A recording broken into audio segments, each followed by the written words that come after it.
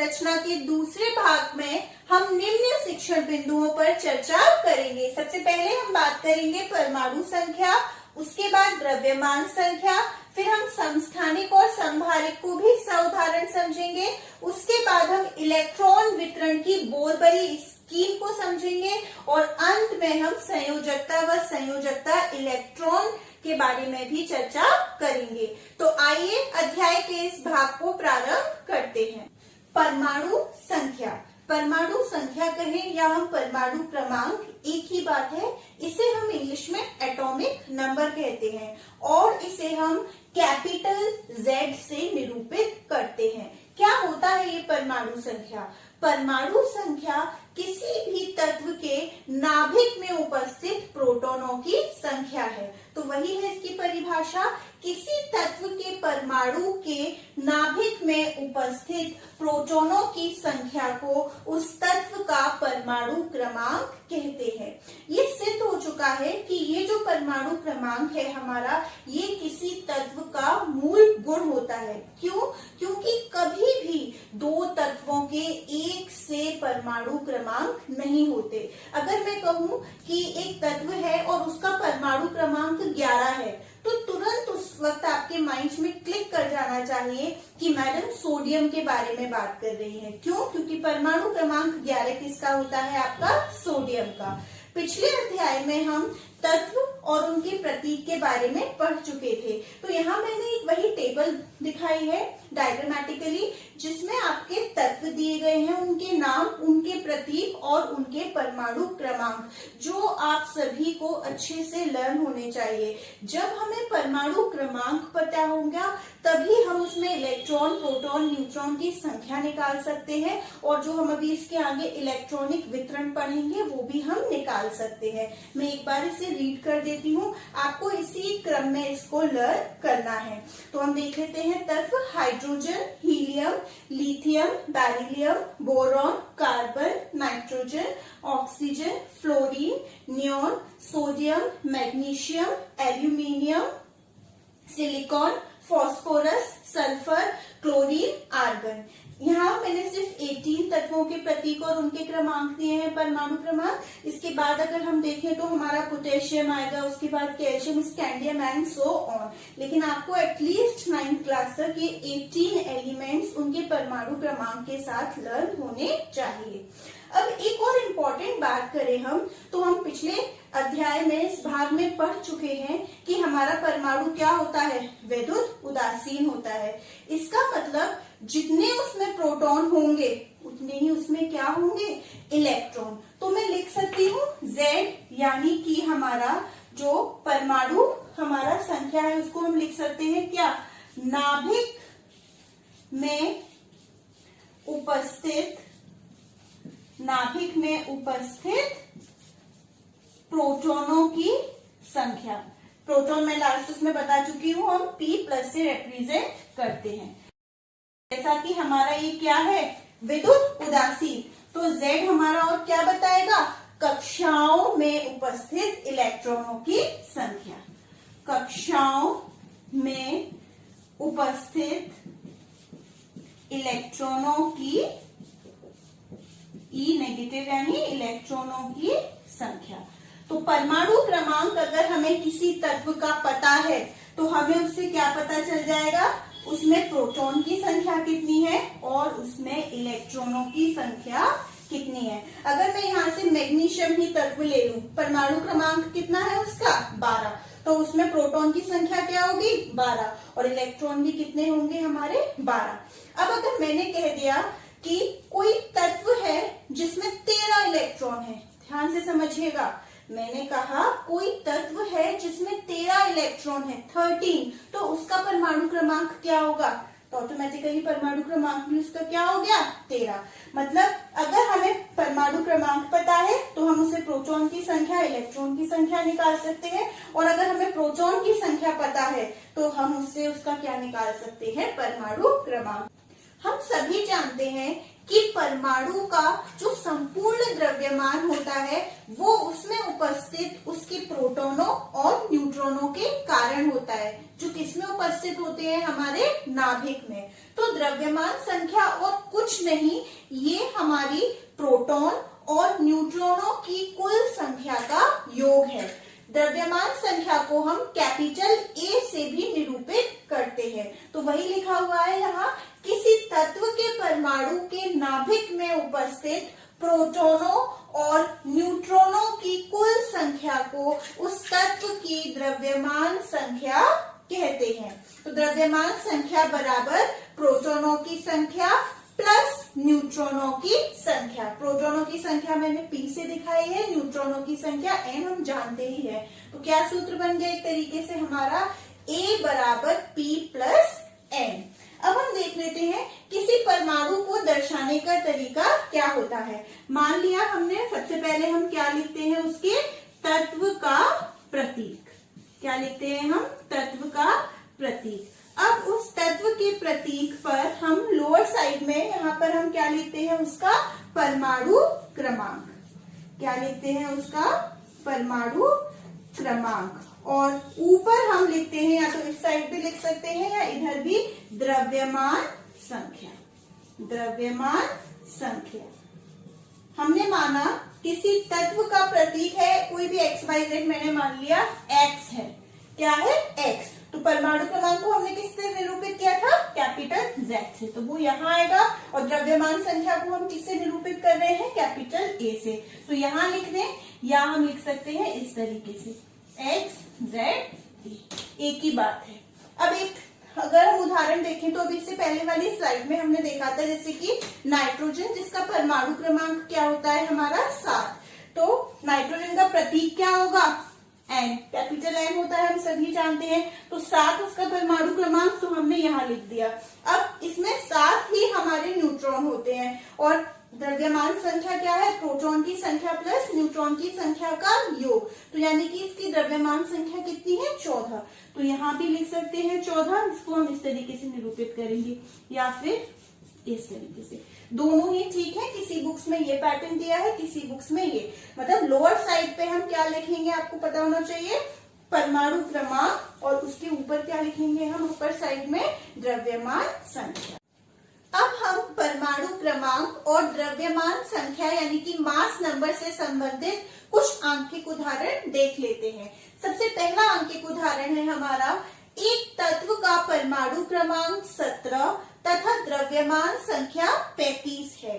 इसमें प्रोटॉनों, इलेक्ट्रॉनों तथा न्यूट्रॉनों की संख्या बताइए। हमें क्या दिया हुआ है, परमाणु क्रमांक। परमाणु क्रमांक को हम किससे निरूपित करते हैं, अपना Z से।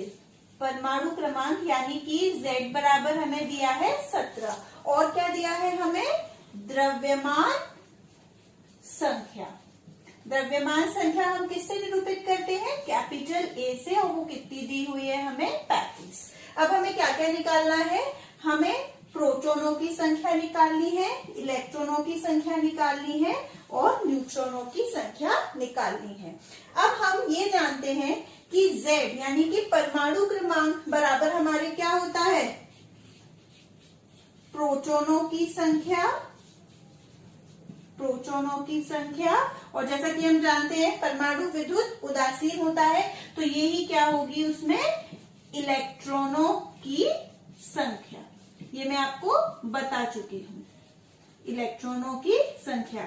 यानी कि Z बराबर P बराबर E, और Z आपका कितना दिया हुआ है, आपका परमाणु क्रमांक 17। तो प्रोटॉनों की संख्या और इलेक्ट्रॉनों की संख्या कितनी हो गई हमारी, 17। तो प्रोटॉन भी 17 हो गए, इलेक्ट्रॉन भी हमारे 17 हो गए। अब हम जानते हैं हमारा जो द्रव्यमान संख्या होती है, द्रव्यमान संख्या किसका योग होती है हमारी, प्रोटॉनों, और किसका योग, न्यूट्रॉनों। प्रोटॉन और न्यूट्रॉन का योग। द्रव्यमान संख्या हमें कितनी दी है उसने, 35 दी है। और प्रोटॉन की संख्या अभी हमने पता कर ली कितनी है हमारी, 17। तो अब n यहाँ, अब हम ये 35 और ये यहाँ के किसके बन जाएंगे, नेगेटिव के n। तो ये हमारा कितना आ गया, 18। तो यानी न्यूट्रॉनों की संख्या हमारी कितनी निकल आई, 18। तो प्रोटॉन भी 17, इलेक्ट्रॉन भी 17 और न्यूट्रॉन हमने कितने निकाल लिए हमारे 18।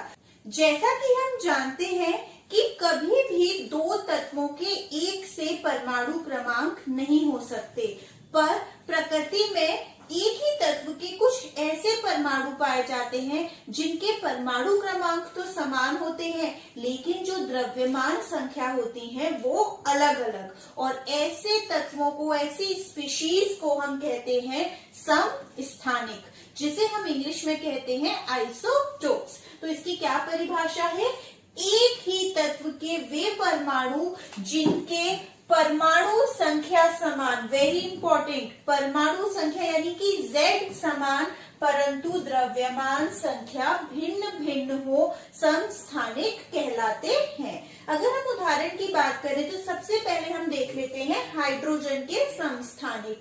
हाइड्रोजन के कितने हमारे समस्थानिक है? 3, प्रोटियम, ड्यूटेरियम और ट्राइटियम। इसको हम लिखते हैं, प्रोटियम को 1H1 और ड्यूटेरियम को हम लिखते हैं 1H2 और ट्राइटियम को हम लिखते हैं 1H3।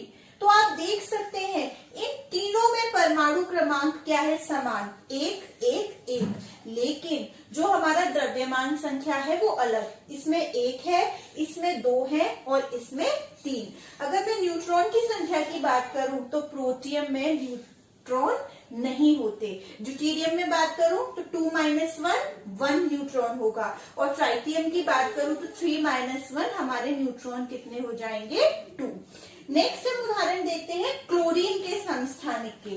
क्लोरीन के हमारे 2 समस्थानिक होते हैं। एटॉमिक नंबर यानी कि परमाणु क्रमांक कितना है? 17। हमारा एक होता है 35 और एक होता है हमारा 37 यानी कि 37।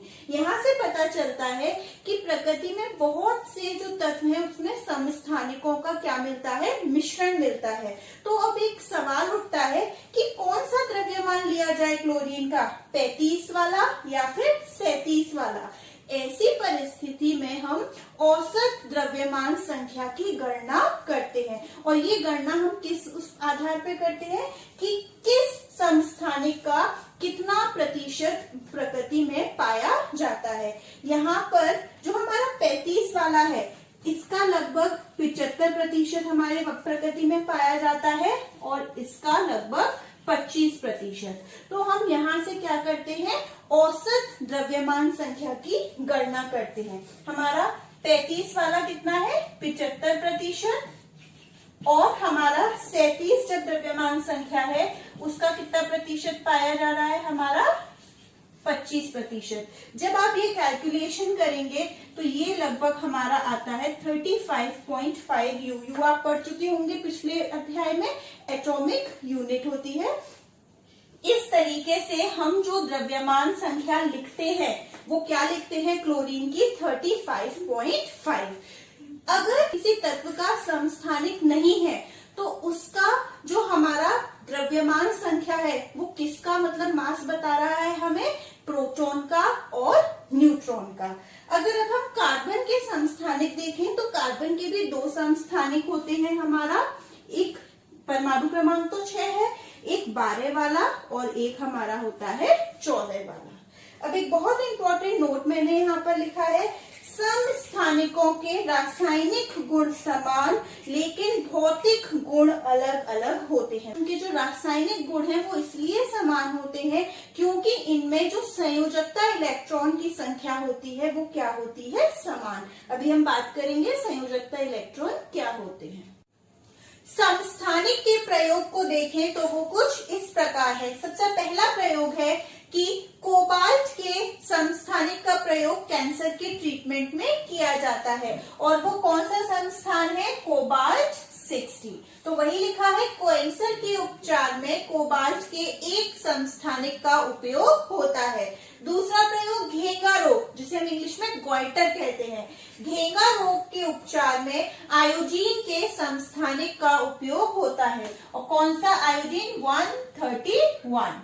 नेक्स्ट है यूरेनियम के एक समस्थानिक का उपयोग परमाणु भट्टी में ईंधन के रूप में किया जाता है।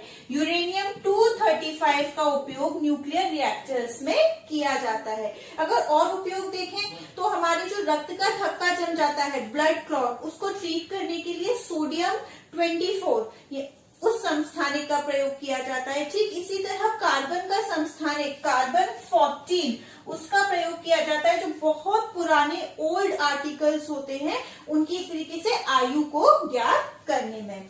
यहाँ हमने बात कर ली समस्थानिक की। अब हमारा नेक्स्ट टॉपिक है समभारिक। ये बिल्कुल समस्थानिक के विपरीत है। समस्थानिक में क्या था, परमाणु क्रमांक समान और द्रव्यमान संख्या अलग अलग। यहाँ क्या है कि द्रव्यमान संख्या तो समान होगी लेकिन परमाणु क्रमांक अलग अलग, तो हमारे तत्व भी बदल जाएंगे। वही लिखा है, ऐसे तत्व जिनकी द्रव्यमान संख्या समान हो किंतु परमाणु क्रमांक भिन्न हो समभारी कहलाते हैं। अब हम कुछ उदाहरण देख लेते हैं। सबसे पहला हम बात करते हैं कार्बन तथा नाइट्रोजन। हम सब जानते हैं कार्बन का प्रतीक C, नाइट्रोजन का N। इसका परमाणु क्रमांक 6 होता है, नाइट्रोजन का 7। तो दोनों में परमाणु क्रमांक क्या हो गए, भिन्न, लेकिन C14 और नाइट्रोजन इनका द्रव्यमान संख्या क्या हो गया, समान। तो ये आपका पहला उदाहरण हो गया। दूसरा उदाहरण है कैल्शियम, आर्गन तथा पोटेशियम। ये भी क्या है, हमारे समभारी। हम जानते हैं कैल्शियम का प्रतीक Ca, आर्गन का Ar और पोटेशियम का K। कैल्शियम एटॉमिक नंबर यानी परमाणु संख्या 20, आर्गन का 18 और पोटेशियम का हमारा होता है 19। और इन सब में द्रव्यमान संख्या क्या है हमारी 40। इसका मतलब मैं कह सकती हूँ जो न्यूक्लियॉन्स की संख्या है, न्यूक्लियॉन्स यानी कि प्रोटॉन प्लस न्यूट्रॉन, उनकी संख्या का जो योग है वो क्या रहता है, समभारी में समान रहता है। एक पॉइंट और था इम्पोर्टेंट कि समस्थानिक में रासायनिक गुण समान लेकिन जो भौतिक गुण थे वो अलग अलग होते थे, लेकिन समभारिक में रासायनिक गुण भी क्या होते हैं, भिन्न भिन्न। क्यों? क्योंकि यहाँ पर जो इलेक्ट्रॉनों की संख्या है वो क्या होती है, अलग अलग। हमारा नेक्स्ट टॉपिक है परमाणु में इलेक्ट्रॉन के वितरण की बोर-बरी योजना या फिर स्कीम। हमने अपना परमाणु मॉडल पढ़ा था, बोर मॉडल, जिसमें उन्होंने बताया था कि ये जो इलेक्ट्रॉन होते हैं हमारे, वो कुछ निश्चित कक्षाओं में चक्कर लगाते हैं। अब इन कक्षाओं में जो इलेक्ट्रॉनों की संख्या होती है वो भी क्या होती है, निश्चित होती है, और उनका वितरण किस प्रकार होगा वो हमारे वैज्ञानिक बोर और बरी ने बताया था। तो वही लिखा है, परमाणुओं की विभिन्न कक्षाओं में इलेक्ट्रॉन के वितरण के लिए बोर और बरी ने कुछ नियम प्रस्तुत किए जो इस प्रकार हैं। बहुत इंपॉर्टेंट नियम है क्योंकि जब हमें ये नियम अच्छे से समझ आएंगे तभी हम किसी भी तत्व का इलेक्ट्रॉनिक विन्यास निकाल पाएंगे। सबसे पहला नियम, किसी कोश में इलेक्ट्रॉनों की अधिकतम संख्या को सूत्र 2n² से दर्शाया जाता है। कितने इलेक्ट्रॉन होंगे ये किस सूत्र से डिसाइड होगा, 2n², जहाँ n क्या है मैं आपको बता चुकी थी, प्रिंसिपल क्वांटम नंबर कह ले, हम कक्ष संख्या कह ले, या ऊर्जा स्तर। तो देख लेते हैं किस कक्ष में कितने इलेक्ट्रॉन होंगे। हमने कक्षा या कोश K, L, M, N। अब K के लिए N क्या होगी, वैल्यू 1, L के लिए 2, M के लिए 3 और N के लिए 4। 2n² सूत्र से क्या हो जाएगा, ये 1 का स्क्वायर 1 ही रहेगा, 2 1 जा 2। अब हमारा ये सूत्र क्या हो जाएगा, 2 का स्क्वायर, 2 2 जा 4, 4 2 जा 8। अब हमारा N शेल के लिए 3 3 जा 9, 9 2 जा 18 और लास्ट हमारा N शेल के लिए N क्या हो जाएगा, 4। तो 4 4 जा 16 और 16 2 जा 32। यानी कि K कोश में अधिकतम कितने इलेक्ट्रॉन आ सकते हैं, 2। L में कितने आ सकते हैं अधिकतम, 8।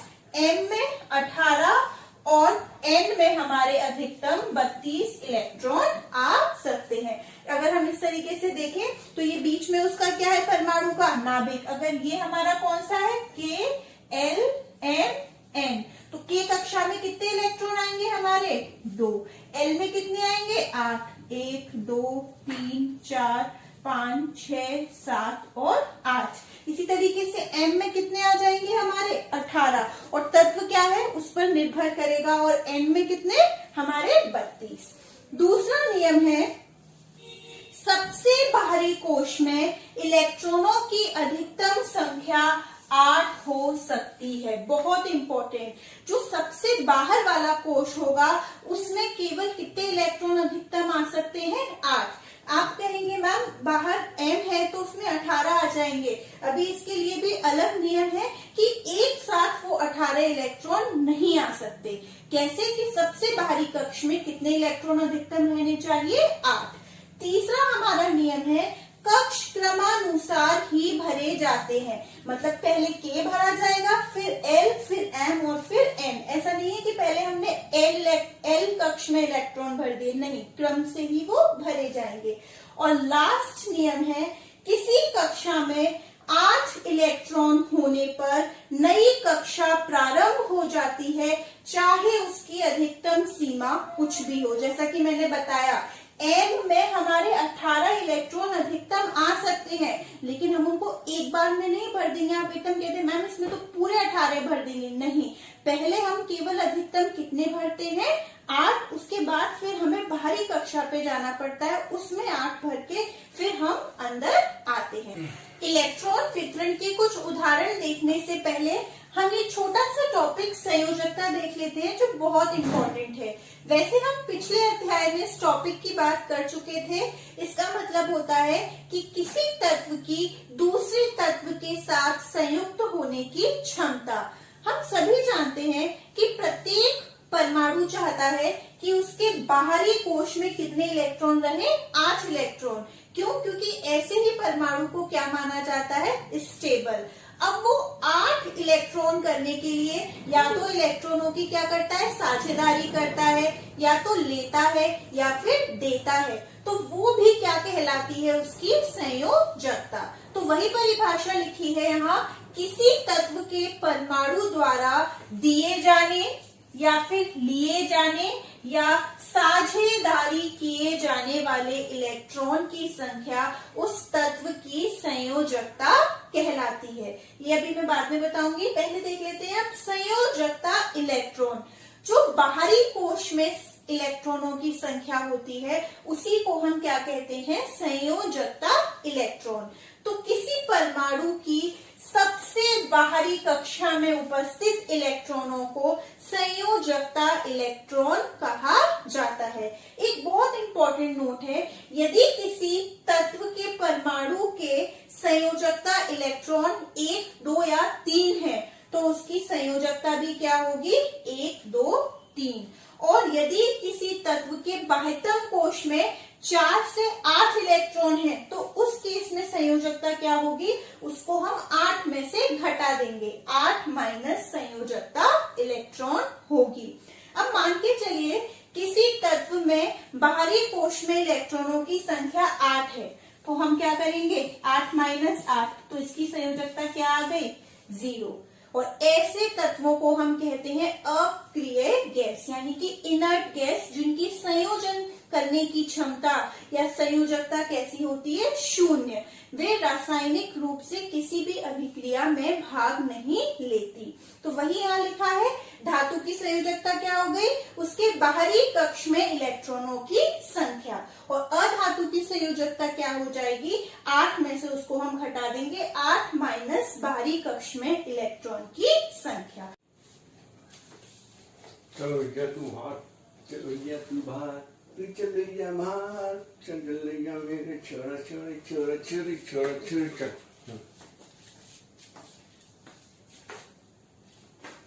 अब हम देख लेते हैं कुछ तत्वों के परमाणुओं में इलेक्ट्रॉनों का वितरण व संयोजकता। तो यहाँ पर मैंने कुछ तत्व ले लिए हैं, अब हम उसका स्टार्टिंग करते हैं कैसे वितरण होगा। सबसे पहला तत्व है हमारा कार्बन, जिसका प्रतीक C होता है, हम सभी जानते हैं। और परमाणु क्रमांक में मुझे उम्मीद है अब आपको लर्न हो गया होगा, कितना होता है 6। तो उस पर इलेक्ट्रॉनों की संख्या भी कितनी होगी 6। अब हम करते हैं अपने इलेक्ट्रॉनों का वितरण। हमारे कोशों का नाम क्या है K, L, M और N। इसका मतलब हमें 6 इलेक्ट्रॉनों का वितरण करना है। K कक्षा में हमारे अधिकतम कितने इलेक्ट्रॉन आ सकते हैं 2। तो इस इसका 6 है परमाणु क्रमांक या इलेक्ट्रॉनों की संख्या, तो 2 हमने भर दिए। अभी कितने और बचे हैं? 4 और बचे हैं। तो बाहर वाले L में कितने आ सकते हैं हमारे? 8, लेकिन हम कितने भरने हैं अभी? 6 में से 2 गए तो 4। तो इसका मतलब कार्बन के K कक्षा में 2 इलेक्ट्रॉन होंगे और L कक्षा में हमारे 4 होंगे, M और डैश में कोई नहीं होंगे। यहाँ पर संयोजकता इलेक्ट्रॉन कितने होंगे? संयोजकता इलेक्ट्रॉन यानी बाहरी कोश में इलेक्ट्रॉन, तो बाहरी कोश L और इसमें कितने इलेक्ट्रॉन है? 4, तो इसकी संयोजकता इलेक्ट्रॉन 4। अब इसकी संयोजकता हम कैसे निकालेंगे? यानी कि जब मैंने बताया था जब 4 से 8 है तो हम उसे 8 में से घटा देते हैं, यानी 8 माइनस 4, तो इसकी संयोजकता कार्बन की कितनी आ गई हमारी? 4। हमारा दूसरा तत्व है सोडियम, जिसका प्रतीक होता है Na और उसका परमाणु क्रमांक कितना होता है हमारा? 11। अब हम अपने इलेक्ट्रॉन देख लेते हैं। K में कितने आ सकते हैं? वही 2। L में कितने आ सकते हैं अधिकतम? 8। अब हमारे M में 18 आ सकते हैं, लेकिन हमें कितने इलेक्ट्रॉन भरने हैं? 11। 2 और 8 यानी कि 10 तो हम भर चुके हैं। अब कितने बचे? 1। तो हमारे M में कितने आ जाएंगे? 1, और N में 1 भी नहीं। तो यहाँ पर संयोजकता इलेक्ट्रॉन कितने हो जाएंगे? 1, क्योंकि बाहरी कोश M में कितने इलेक्ट्रॉन है? 1, और इस केस में संयोजकता भी कितनी होगी? 1। नेक्स्ट है हमारा क्लोरीन। क्लोरीन का प्रतीक होता है Cl और इसका परमाणु क्रमांक होता है 17। तो देख लेते हैं K में कितने आएंगे? वही 2। L में कितने? 8। 8 और 2 10 हो गए। अब कितने इलेक्ट्रॉन बचे हमारे? 7। तो M में कितने आ जाएंगे? 7, क्योंकि हम जानते हैं कि M में एक साथ मतलब अधिकतम तो 18 आ सकते हैं, लेकिन एक बार में कितने आएंगे? 8, तो वो इससे कम है, और N में 1 भी नहीं। इस केस में संयोजकता इलेक्ट्रॉन कितने हैं हमारे? 7, लेकिन यहाँ संयोजकता कितनी होगी? 8 माइनस 7। ये हम माइनस क्यों करते हैं? क्योंकि क्लोरीन के लिए अगर हम देखें तो 7 त्यागने से ज्यादा आसान रहेगा, 1 वो किसी से ग्रहण कर ले, इसलिए। अब आर्गन, इसका प्रतीक क्या है हमारा? Ar। इसका हमारा परमाणु क्रमांक होता है 18। तो क्या वितरण हो जाएगा? 2, इसमें 8 और इसमें 8 और इसमें 1 भी नहीं। तो संयोजकता इलेक्ट्रॉन कितने होंगे? 8, लेकिन इसकी संयोजकता क्या होगी? 8 माइनस 8 यानी कि 0। ये हमारी क्या है? अक्रिय गैस। यहाँ से एक बात क्लियर हो जाती है कि जितनी हमारी अक्रिय गैसें होंगी उनके बाहरी कोश में कितने इलेक्ट्रॉन होंगे? 8, केवल हीलियम को छोड़कर। हीलियम के बाहरी कोश में कितने इलेक्ट्रॉन होते हैं? 2, और वहाँ एक ही कोश होता है हमारा K। लास्ट है हमारा कैल्शियम, जिसका प्रतीक होता है Ca और परमाणु क्रमांक है 20। इसकी इलेक्ट्रॉन वितरण देख लेते हैं, 2। अब L में कितने आ जाएंगे? 8। अब बचे कितने? 10। तो वही सवाल है, आप कहेंगे मैम M में 18 आ जाते हैं तो हम 10 एक साथ भर दे। नहीं, चौथा नियम याद कीजिए, एक बार में 8 भर सकते हैं, फिर हमें बाहरी कोश पे जाना होता है। तो यहाँ पे कितने भर दिए हमने? 8 अधिकतम। अब बाकी के कितने बचे हमारे? 8 2 10, 10 और 8 18, 2 बचे। तो यहाँ पे N शेल में यानी कि N कोश में कितने इलेक्ट्रॉन आ गए? 2। तो 2 8 8 2। यहाँ पर संयोजकता इलेक्ट्रॉन कितने होंगे? 2, और संयोजकता भी हमारी कितनी होगी? 2।